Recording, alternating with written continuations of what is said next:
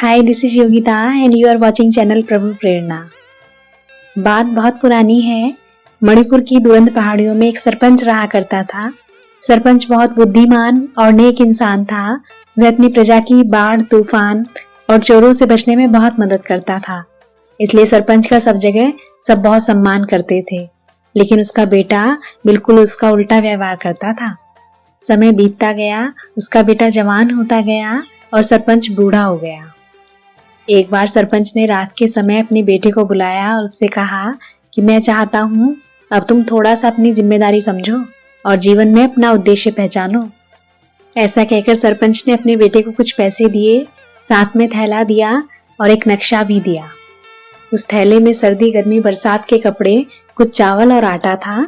सरपंच ने अपने बेटे से कहा, 50 साल पहले तुम्हारे दादाजी दक्षिण भारत गए थे। वहां हाथियों के जंगल में उन्हें बहुत सारा खजाना मिला था, लेकिन चोरों के डर से उन्होंने उस खजाने को वहीं एक मंदिर में छुपा दिया। इस नक्शे में उसी मंदिर का रास्ता है।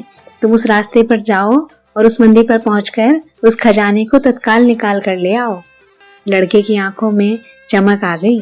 वह सुबह ही यात्रा पर निकल गया। रास्ते में उसे बहुत सारे नदी, नाले और शहरों से होकर गुजरना पड़ा। बहुत सारे लोगों से मिला।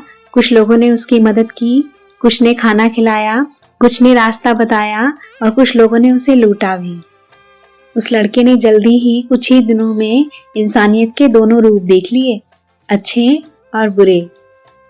कभी कभी बारिश भी हुई, बुखार भी आया। इस वजह से उसे रास्ते में रुकना भी पड़ा।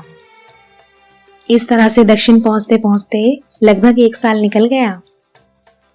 फिर भी नक्शे के अनुसार चलते चलते 1 साल बाद लड़का मंदिर के पीछे पहुंच गया, जहां दादाजी ने धन छुपाया था। जमीन के नीचे, आगे पीछे हर जगह खजाना ढूंढता रहा, लेकिन उसे खजाना नहीं मिला। तीसरे दिन निराश होकर उसने वापस जाने का निर्णय लिया। वह समझ चुका था कि पिताजी ने उससे झूठ बोला है। वापस जाते समय उसे वही शहर, वही नदी, नाले मिले, लेकिन इस बार सब कुछ बदल गया था।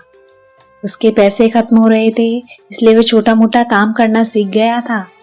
फटे कपड़े सिलना, जंगली फल खाना, पत्तों से दवाई बनाना, कई सारी बातें उसे अपने आप समझ आ गई थी।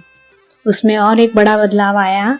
उसे अपने आसपास की सुंदरता दिखाई देने लगी, क्योंकि उसे खजाने तक पहुंचने की अब कोई जल्दी नहीं थी, जिस कारण वह कभी कभी पहाड़ों में रुक जाता, सूर्योदय देखने के लिए, फूलों को देखकर मुस्कुराता और उसने देखा कि आसपास के लोगों में बहुत अच्छाई छिपी हुई है। सफर में कई लोग बिना कुछ दिए उसकी मदद कर जाते हैं और अच्छे स्वभाव के कारण उसके बहुत सारे दोस्त भी बन गए हैं।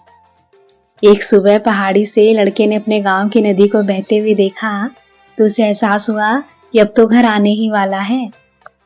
उसे महसूस हुआ कि 2 साल हो गए हैं उसे अपना घर छोड़े हुए। वह घर गया और सीधा पिता से मिलने के लिए उनके कमरे में पहुंचा।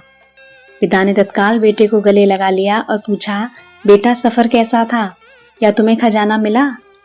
बेटा कहता है, मुझे माफ कर दीजिए पिताजी, मुझे खजाना नहीं मिला। शायद मुझसे पहले कोई और ही खजाना ले गया था। लड़के को खुद अपने शब्दों पर आश्चर्य हुआ। उसे अपने पिता पर बिल्कुल भी गुस्सा नहीं आया।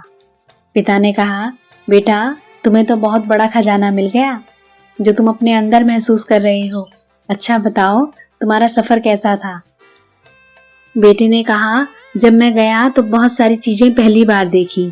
तब मैं जल्दी में था, लेकिन जब मैं वापस आ रहा था तो खूब मजा आया। मैंने बहुत सारे दोस्त बनाए और खजाना मिलने की निराशा को मैं भूल गया। सरपंच ने कहा, बेटा मैं चाहता हूँ कि जीवन में तुम जो भी करो बहुत मन लगाकर करो। पहले तुम अपने लक्ष्य से डिस्ट्रैक्ट थे, क्योंकि तुम्हारे पास कोई लक्ष्य ही नहीं था। लक्ष्य के रास्ते पर दौड़ लगाकर अब तुम्हें समझ आ गया है कि चलते रहना ही मंजिल है। जब हम जवान होते हैं तो हमें लगता है हमें कहीं पहुंचना है, पर सच नहीं है ये। यात्रा ही मंजिल है। Journey is the destination. अभ्यास ही लक्ष्य है। जब आप मन लगाकर यात्रा करते हैं तो तुम्हारे जीवन का अनुभव और गहरा हो जाता है। जब आप बहुत खुश रहते हैं, यही जीवन का असली लक्ष्य है। एक एक पल को खुलकर देखो, जीवन की सुंदरता अपने आप प्रकट होती है और सब लक्ष्य प्राप्त हो जाते हैं। दोस्तों, आपको ये वीडियो पसंद आया हो तो प्लीज लाइक कीजिए, चैनल को सब्सक्राइब कीजिए। Thank you for watching the video. अपना ख्याल रखिए, अपनों का ख्याल रखिए, हंसते रहिए, सबकी खुशी का कारण बनिए। मैं फिर मिलूंगी आपसे एक नई वीडियो में। राधे राधे।